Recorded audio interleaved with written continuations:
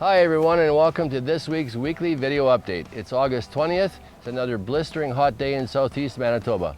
We're here in a 75-day PKP corn plot in the Giroux area, and we're going to do some yield assessments that later Ben will dissect in terms of showing you how much variability there is this year. Karis and Keenan are anxiously awaiting for the addition to our staff, and we will keep you posted. Our team evaluated dozens of fields this week, and Tyler was part of that. Tyler is a new addition to the Mark Cutlet Seeds team. He'll be coming on full-time and taking care of some of the customers in his area. Tyler, tell us a little bit about your family farm. Yeah, I'm from a small farm in Sardo, Manitoba. Started in about the 60s as a dairy. Now it's just a bit of grain and a bit of poultry. It's not big enough though, because I still have to come work for Mark.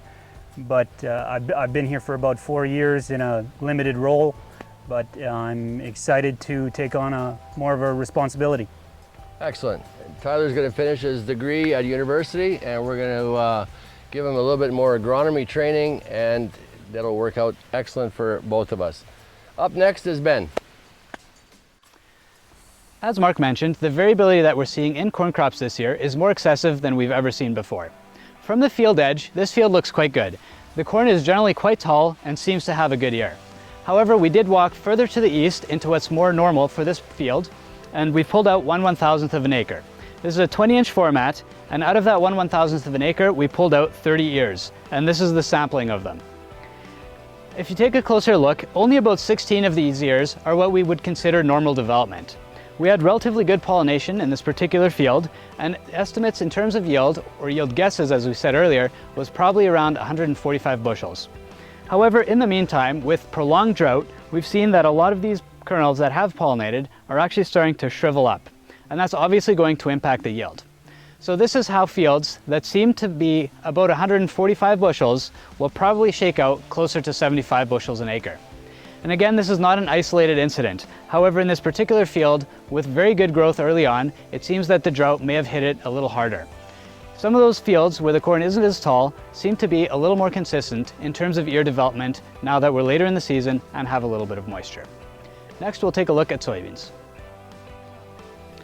I've moved over to the nearest soybean PKP, and right now I'm standing between P00 A75X and P006 A37X soybeans.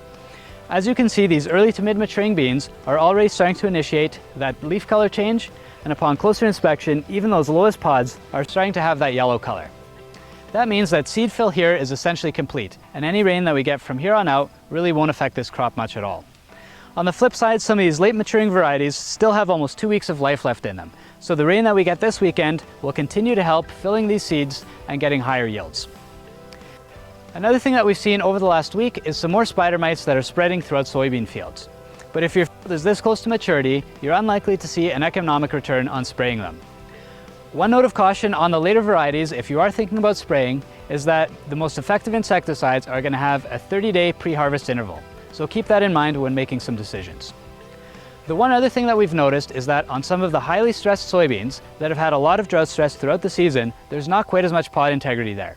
So keep that in mind and consider harvesting your soybeans a bit on the early side, because a late season thunderstorm, or particularly some hail, will definitely damage those pods and lead to more losses prior to harvest. If you have any questions about these topics or anything else, please don't hesitate to give us a call. And again, we hope that everyone has a wonderful weekend.